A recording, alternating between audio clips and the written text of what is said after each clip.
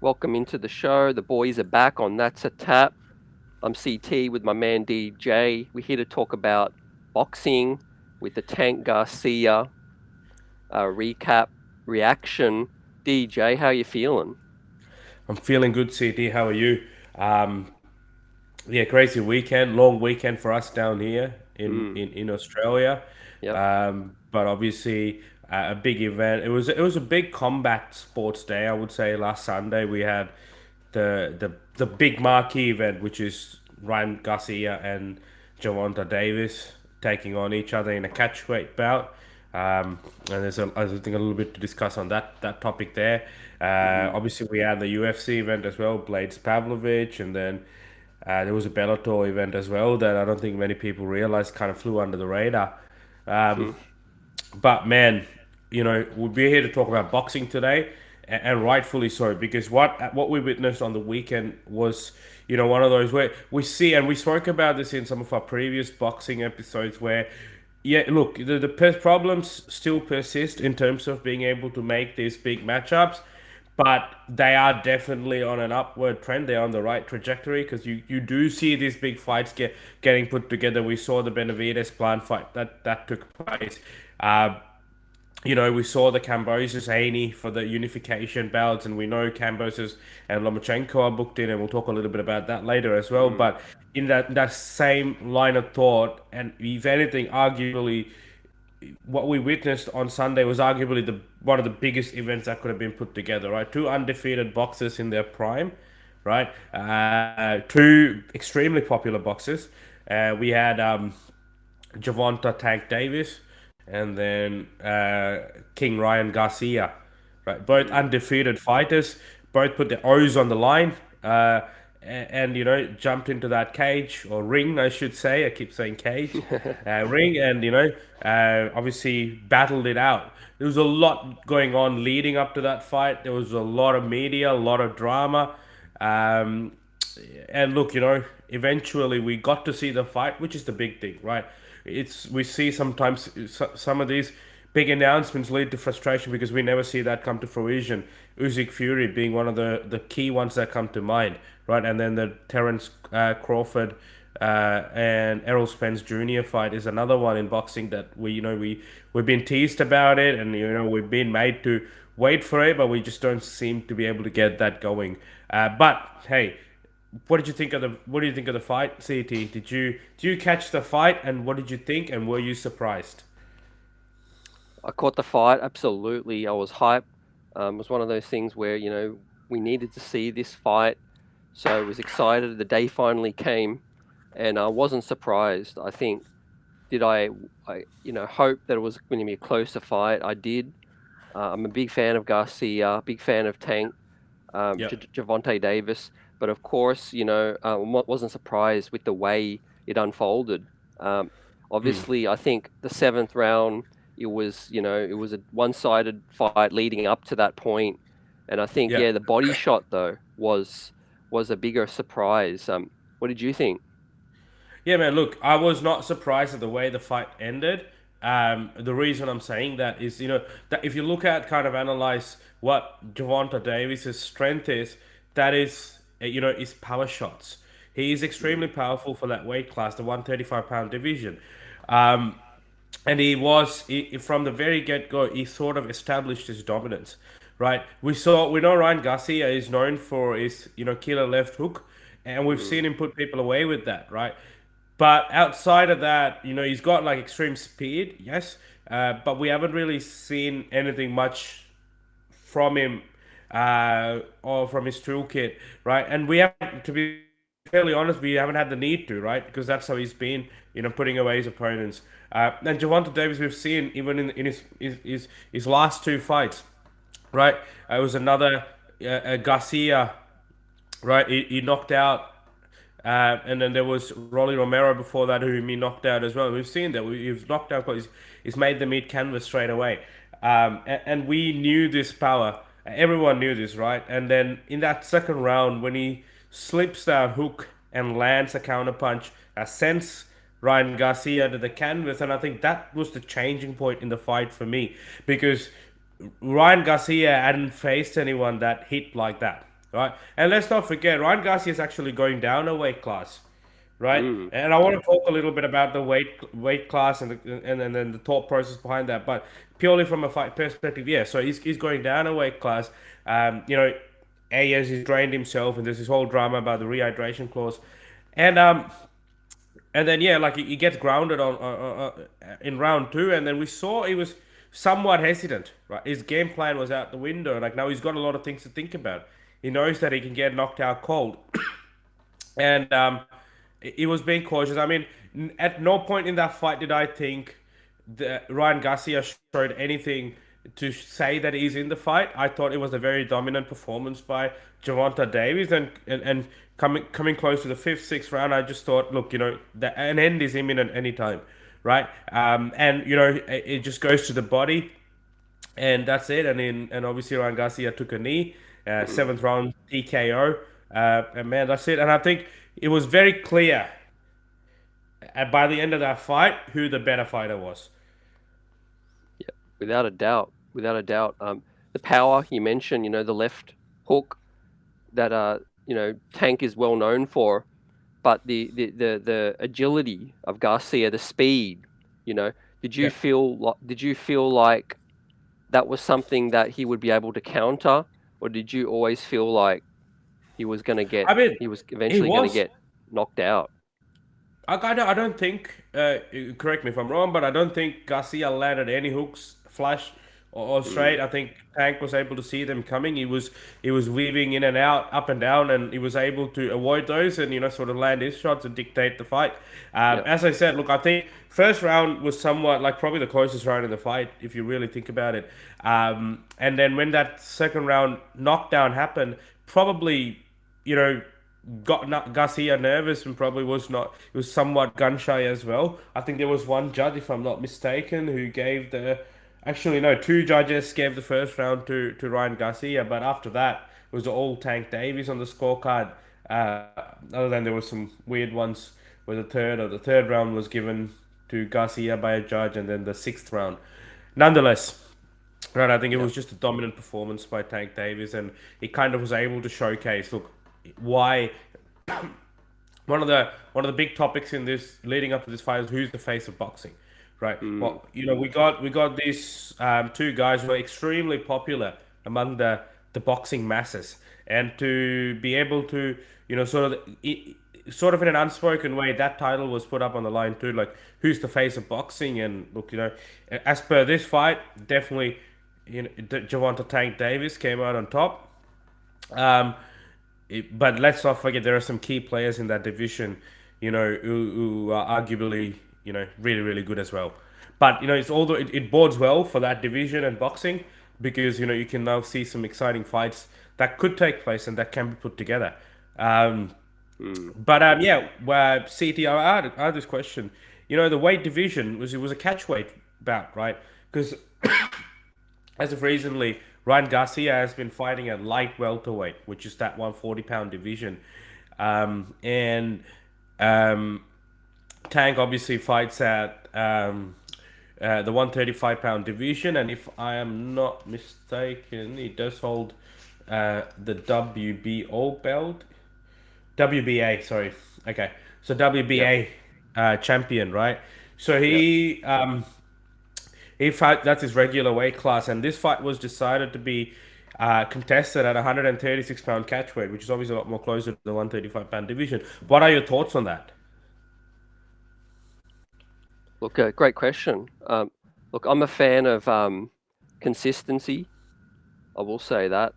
Like in Yeah, terms of also what's at stake, like you want to get the best fighter, you want to get the best matchups for the best divisions.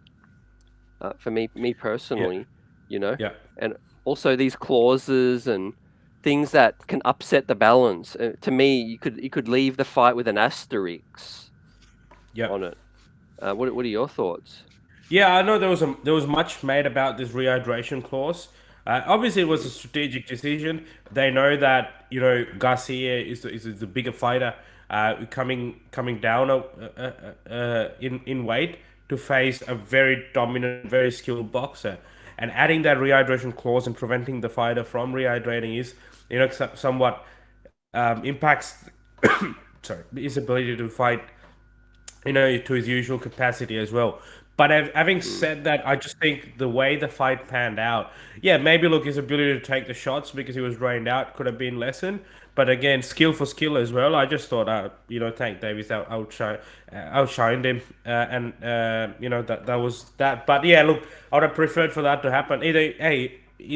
Happens at mm, 135 or 140, one of the existing divisions. But I think more so than anything else, the desire was to get this fight underway. Right, it's been a fight that's been spoken about for a very long time. And look, as a fight fan, as a boxing fan, I'm more than happy that this fight took place because this is a rarity, right? We don't get to see these I mean, now we're seeing these more so than ever, but obviously these are the kind of fights that set the precedent for more and more people to jump on board. So if that was the the price that had to be paid to get this fight done, which is that catch weight, then yeah, so be it. And I know in boxing there's this huge, because we spoke about this as well. There's different promoters managing different fighters. Obviously, we got Tank Davis, who's managed by Showtime, and we've got Ryan Garcia managed by the Golden Boy promotion, Oscar De La Hoya. I mm. think this is big battle that goes behind the scene is the A side, right? And the A side technically dictates the the the technicalities of the fight, the weight class, all these clauses, the contracts, the pay split, and everything. Seems like leading up to the fight, it was very made very clear that Tank Davis is the A side.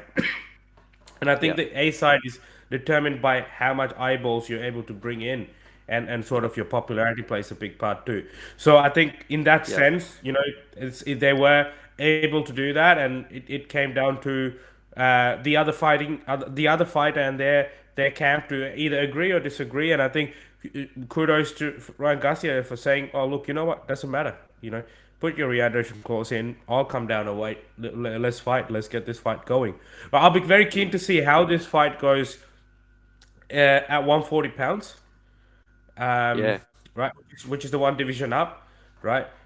yep, Because this is lightweight, right? So in boxing, it's a bit different to the UFC. So 135 is lightweight. So 140 is the light welterweight, which is Garcia's division. So I'd like to see how that goes.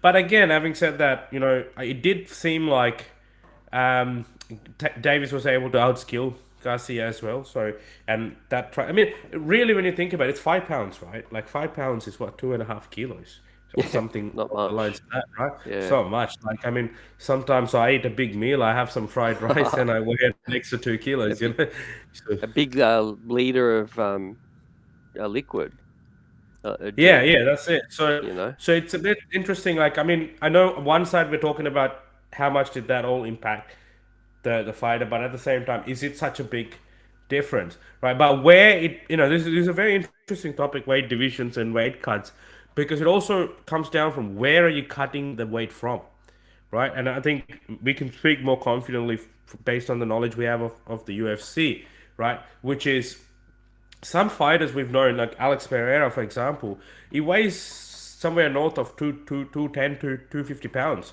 Sorry, 215 Mm, pounds, right? And he cuts down to 185, right? Maybe for him to cut down to 185 already is a struggle. So if you cut again, if you're expected to cut another five more, it might make it a lot more difficult. So it depends on what's Garcia's standard, weight that he carries around, and how much is he cutting. Um, but nonetheless, I think there was no controversy in terms of the result. It was very clear. Yeah, the ref gave the 10 count. Garcia opted to mm. stay down. Now there's a lot of chatter online saying he should have stood up. What are your thoughts on that? Yeah, look, it's yeah, it's getting, yeah, quite controversial at this point. Like for me, um, look, yeah, as long as the ref, sticks to what they normally do, I'm okay with that. I Yeah, think, obviously the health is the biggest thing in question always, yeah, with judges, with sanctions, with bodies, all of that. yeah, But yeah, I'm a fan. We don't need to risk any yeah. fighters' Absolutely, health. Um, yeah, what do you think? absolutely agree, 100%. I thought it was fine if he opted to not get up. He probably had, uh, you know, the reasons behind that decision, right? And Yep, yep, you yep. cannot question a guy who's agreed to all these nuances in his contract to come face a very talented boxer, a very hard hitter, right? And then say, oh, look, he was too afraid to get up and continue. He definitely was compromised. And now we find out that during camp, he suffered an injury. Yeah, to his ribs, wire body shot as well, and so he probably Mm, was carrying that into the fight as well. So look, so a lot that goes on to this, and look, these guys are young, they've got a yeah, long career ahead. At the end of the day, yeah, as I said, if definitely. it was a very close fight, and it was very clear also who was winning, right? And like, look, he did Yeah. take that shot. I mean, if people are saying, oh, he could have stood up, but he chose to stay down. I mean, the first knockdown was quite big too. Like, if he was someone that frail as people paint to be, like he would have just stayed down then. But I don't think so. I just think he honestly was compromised. I think it was a really good shot. There are some Mm. videos out there of the slow mo of that body shot, and you Oh, see that you see the ripples through the body, man. Like it's not no joke, right? Like, and you saw how he kept feeling it, and then eventually felt it to the point where he had to take that knee. So, man, like I'm completely fine with that. I've got no. There's not yeah, the respect for Garcia still stays the same. That particular incident does not change anything. yeah, yeah, definitely. Yeah. That's a good way to look at it. Now, what are your thoughts on what's next? Obviously, the face of boxing. Well, is Tank Davis the face of boxing to you right now? He's arguably one of the most popular boxers, right? Like he is in that stratosphere Mm, as the Floyd Mayweathers, Manny Pacquiao's, right? Like the Tyson Furies at the moment. Like he is there, right? He's undefeated, right? He's been finishing people. He talks a big game and he walks the walk. So yeah, people love him, right? Like in me included. So I think yeah, he definitely is up there. But is he the only face of boxing? Like I don't know if that's accurate to say, especially if you look at that particular division that he comes from, 135 pounds. There is another guy called Devin Haney who holds, all the belts. He's a unified champion of the lightweight division. So, until that contest happens, it's going to be a little bit of a, we still can't, confidently say, or he can't confidently come out and say, "Oh, I am the face of the lightweight division or the face of boxing," because we got that too, right? And then same thing. If you look at what Haney's done, he's undefeated as well, right? It's 29-0, very similar to Tank Davis, and he fought mm, Cambosis twice in Cambosis's backyard, right? And they were both shutouts, I guess. As much as it hurts to say that, right? It was a shutout performance, right? He didn't have to take the second fight in the same, his backyard, but he still did, and he came and he beat him, and he retained those titles, and simple as that. So I think I'd love to see that. Like we got Haney taking on Lomachenko, which is another massive fight that I'm very very excited for. I think huge. out of all the divisions in boxing at the moment, lightweight's got the most steam at the moment, right? And then it's Most def. chugging along, yeah, and chugging along well. So I'm keen, man. I'm keen to see that Lomachenko fight. I've always been a lifelong Lomachenko fan from his style of fighting, his intensity, right? Like I mean, we always talk about martial arts and the art of fighting, and there's no better person in boxing who personifies that than Lomachenko, right? I mean, there is they you can argue that he's a bit past his Oh prime, yeah. and he's fighting Devin Haney, who arguably is one of the best boxers, who's right there. Like he reminds me a lot of Floyd Mm, Mayweather and how he used to fight. So yeah, look, it's a tough challenge for Lomachenko. It's a tough challenge for Haney as well. You can never count out a fighter like Lomachenko, and because Lomachenko knows that this is his last shot at the title, right? He's going to give yeah. it his all, right? I know there's a lot going on back in his home country, so how much of that has compromised his training, we don't know. Um, but in terms of what I'd like to see though for Tank Davis is to get the winner of that fight. Whoever wins that Mm, fight. I mean, look, if Lomachenko wins, I'm gonna say there's gonna be a rematch clause. This is the other thing with boxing, right? There's rematch clauses. So by the time someone's finished everything, it's like 4 years. yeah. Um, Because everyone's so but afraid of losing their Oh, just to momentum, regain it, right? yeah, to get Because regain it. a lot of these bouts take so long to be put together, and there's that fear if they lose, there could be two, Yeah, 3, 4 years in the wilderness. So they they negotiate these clauses, you know. yeah, yeah, no, absolutely. So I would think if Haney were to lose, there'll be a rematch clause, right?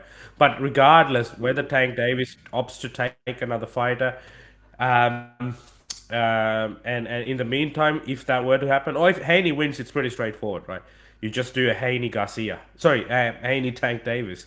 Right, that's a big fight, right? That's for all the belts because let's not forget, Tank Davis also WBA lightweight title, right?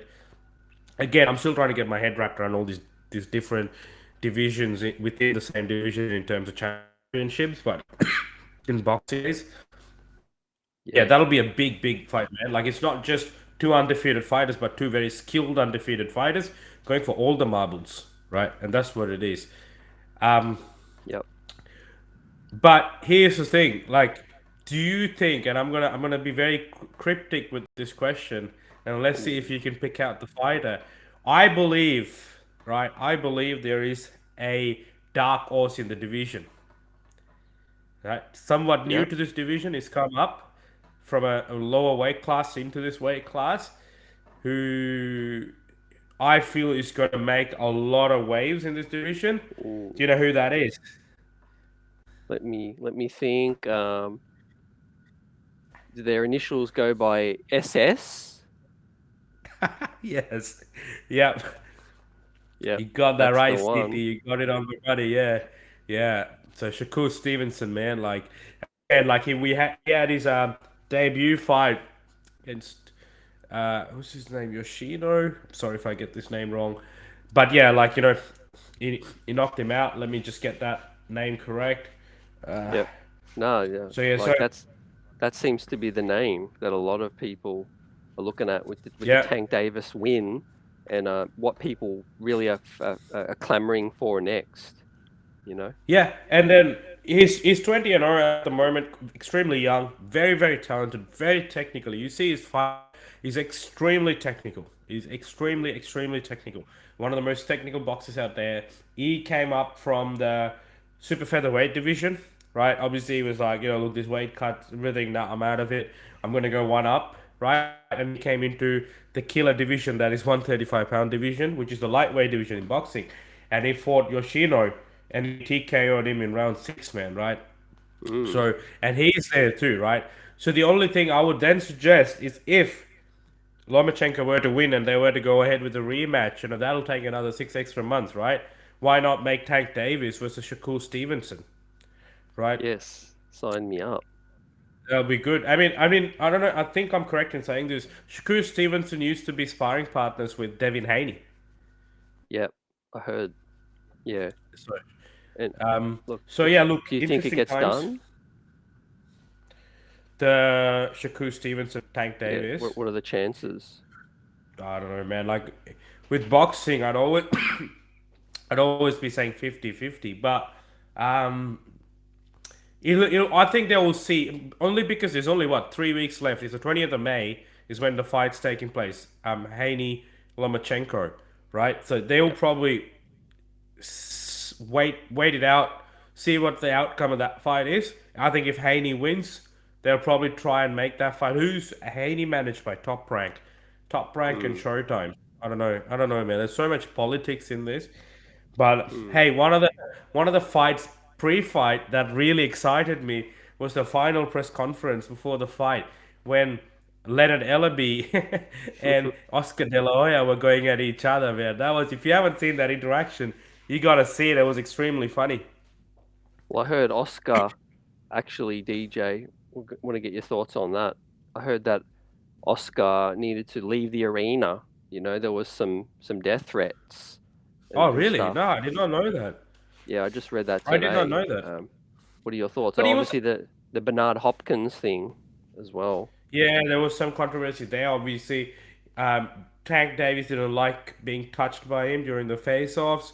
I mean, it's just opposing camps, right? Like, I mean, even Garcia and Davis were just going at each other the whole week leading up to that fight. But then after the fight, they were quite cordial.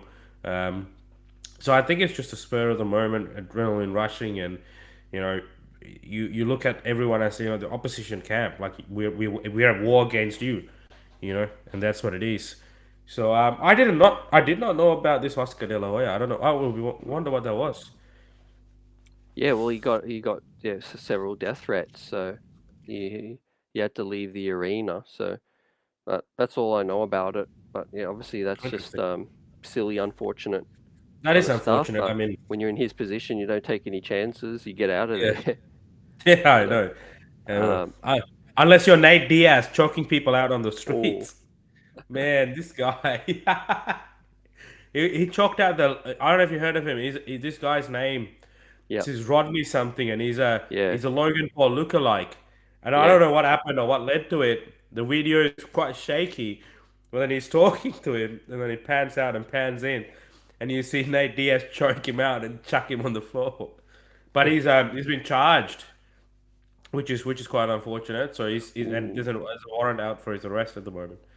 Yeah, look, that's unfortunate. I actually see some people comment that Nate needs security with him, not not just to protect him, but to ensure that he doesn't, you He know, doesn't take.